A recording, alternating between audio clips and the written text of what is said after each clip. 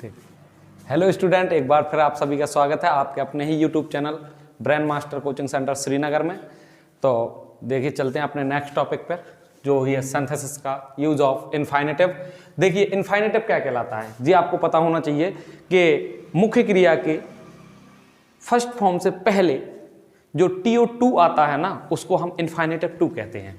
उसी के माध्यम से हम दो या दो से अधिक सिंपल सेंटेंसों को जोड़कर कंबाइन करके एक सिंपल सेंटेंस बनाना सीखेंगे इस वीडियो में। देखते हैं कैसे। ठीक है, मुख्य क्रिया की फर्स्ट फॉर्म से पहले जो 2 आता है उसे को ही क्या कहते हैं हम, इनफाइनेटिव 2 कहलाता है।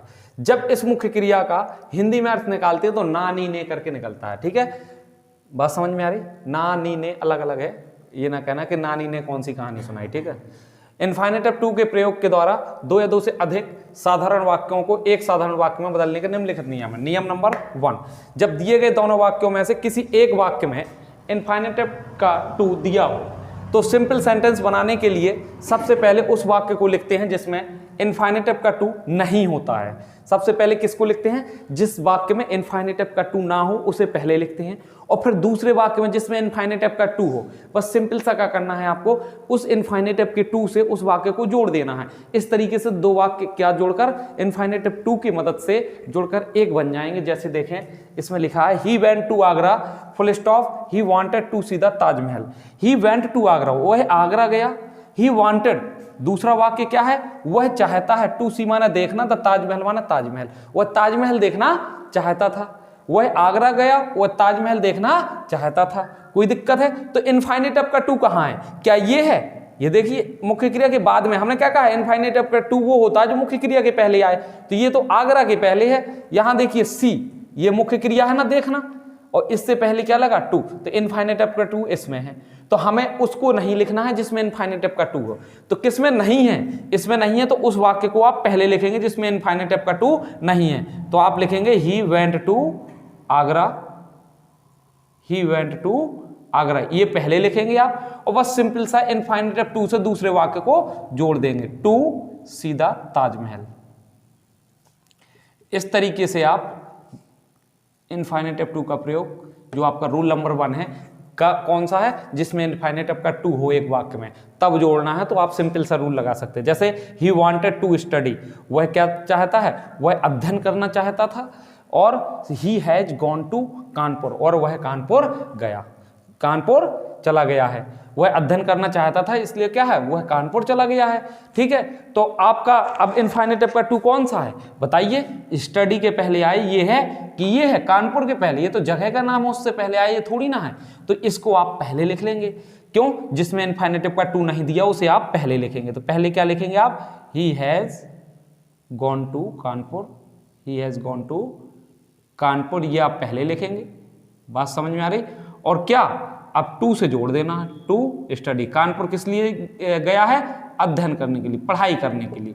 वह पढ़ाई करने के लिए कानपुर चला गया। तो सिंपली आप इन दोनों को इस तरीके से बना सकते हैं। जो समझ में नहीं आया तो आप कमेंट बॉक्स में बता देना मुझे। ठीक है, मैं उसके ऊपर भी वीडियो बना दूंगा। ठीक है, इसके साथ ही ये नोट कर ले, प्रॉपर नोट्स बनाते जाएं। ठीक है, हाँ तो ठीक है, नोट कर लिया होगा आपने। तो उसी के साथ ही इनफाइनेटिव का दूसरा रूल देखिए। जो दूसरा नियम है, जब पहले नियम में क्या बताया हमने कि एक वाक्य में इनफाइनेटिव का 2 होगा और एक में इनफाइनेटिव का 2 नहीं होगा। तो सिंपली जिसमें इनफाइनेटिव का 2 नहीं था उसको हम पहले लिखते थे और इनफाइनेटिव के 2 से जोड़ देते थे। दूसरा नियम देखिए, जब दोनों वाक्यों में से किसी भी वाक्य में इनफाइनेटिव का 2 ना हो, यानी दोनों के दोनों वाक्यों में क्या होगा, इनफाइनेटिव का 2 नहीं होगा। ठीक है, तब ऐसी स्थिति में हम अपने भाव के अनुसार, ताकि अर्थ मैच खा जाए, इसी के अनुसार हम किसी भी मुख्य क्रिया के आगे इनफाइनेटिव 2 मान लेते हैं, अपने मन से मान लेते हैं। ठीक है, जैसे देखें, गिव हिम अ चेयर, उसे एक कुर्सी दो, he will sit on it, वह उस पर बैठेगा। सीधी सी बात है। तो हम इसको अगर सोचें तो अर्थ क्या निकलना चाहिए हमारा, कि उसे बैठने के लिए कुर्सी दो। तो किसको मान रहे हैं हम? भाव के अनुसार क्या चाहिए, बैठने के लिए कुर्सी दो ना। तो ये सिट की पहले हम क्या मान लेंगे, इनफाइनेटिव 2। सीधा सीधा आप क्या बनाएंगे, गिव हिम अ चेयर, उसे एक कुर्सी दीजिए। काय के लिए? टू सिट, बैठने के लिए। कोई दिक्कत है? बाकी सब हटा दीजिए, कोई दिक्कत नहीं है। ठीक है, उसे बैठने के लिए कुर्सी दीजिए। दोनों वाक्यों का मतलब सिर्फ इतना है। ठीक है, अगला देखें, Radha will go to Kanpur, Radha Kanpur जाएगी, she will meet her father, वह अपने पिताजी से मिलेगी। तो क्या बोलेंगे आप बताओ, क्या यहां टू मानेंगे? गलत हो जाएगा। वह अपने पिताजी से मिलेगी कानपुर जाने के लिए, ये ऐसा होगा। या फिर ऐसा होगा, Radha will go to Kanpur, Radha Kanpur जाएगी, she will meet her father, वह अपने पिताजी से मिलेगी। अब आपके भाव के अनुसार आप क्या बनाना चाहते हैं उसको इनफाइनाइट टू में बदलिए। जैसे फिलहाल मैं तो ये कहूंगा कि राधा कानपुर जाएगी, किस लिए जाएगी? अपने पापा जी से मिलने के लिए। आप लोग ऐसा भी बना सकते हो उल्टा भी, कोई दिक्कत नहीं है, ठीक है। Radha will go to Kanpur, Radha Kanpur जाएगी, Radha will go to Kanpur, काय के लिए? टू मीट हर फादर, अपने पापा जी से मिलने के लिए।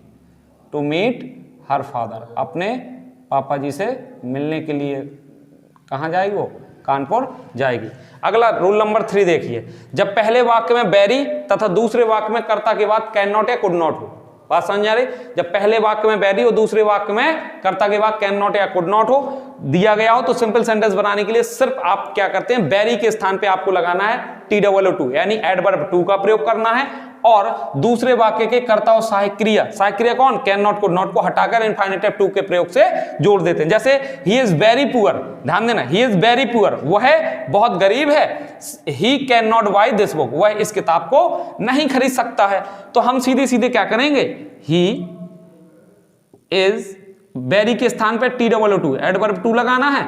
ही इज टू पुअर, वह इतना गरीब है, काय के लिए? नेगेटिव सेंस देता है टू, एडवर्ब टू, ठीक है। और ये सब हटा देना है, इनफाइनेटिव टू लगाना है और वर्ब मेन वर्ब की फर्स्ट फॉर्म से लिख देना है, to buy this book, to buy this book. यानी कह सकते हैं he is too poor to buy this book. इसी प्रकार ये है, Radha was very fat, Radha बहुत मोटी थी। She could not sit on the chair, वह कुर्सी पर नहीं बैठ सकती थी। तो आप क्या लिखेंगे, राधा वाज, अब वेरी के स्थान पे क्या लिखना? TOO2 टू, फिर एडजेक्टिव आएगा आपका फैट, और फिर ये सब आपको हटा देना है। और फिर ध्यान दीजिए यहां पर नॉट लगा है, कैन नॉट और कुड नॉट, तो इसको क्या करना है, आपको हटाना है। सी कैन नॉट या कुड नॉट को हटाना, क्योंकि ये टू खुद नेगेटिव सेंस देता है। और मेन वर्ब की फर्स्ट फॉर्म से इनफाइनेटिव टू लगाना, to sit on the chair. कोई दिक्कत है? To sit on the chair.